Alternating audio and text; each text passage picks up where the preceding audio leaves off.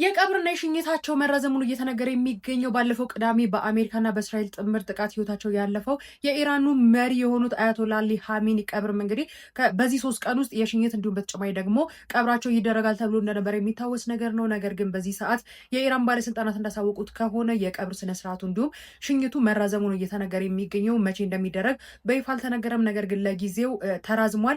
አሊ ኻሜኒ ብቻ አይደለም የሚቀበሩት፣ ባለቤቱ፣ ሴት ልጁ፣ የልጅ ልጁ እንዲሁም በተጨማሪ ደግሞ የልጁን ባለቤት ጨምሮ ሌሎች የቤተሰብ አባላትም እንደሞቱ ይታወቃል። እነዚህም ቀብራቸው እንግዲህ መቼ እንደሚደረግ አልታወቀም። እንዲሁም ስለ ቀብራቸው ዝርዝር ነገር አልተነገረም። ነገር ግን ሊደረግ የነበረው በኢማም ሆሚኒ በተባለው መስጊድ እንደሚደረግ ነበር የተነገረው። ነገር ግን በርካታ ሰዎች ቀብሩ ወይም ደግሞ ሽኝት ፕሮግራሙ ከመጀመሩ በፊት በአደባባዮች ላይ እየወጡ ነበረ።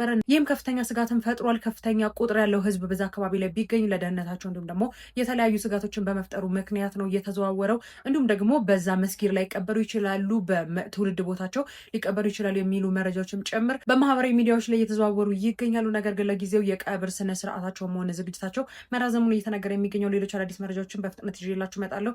የፕላስ ምልክቷን መጫናችሁን አትርሱ። መልካም ቀን ይሁንላችሁ።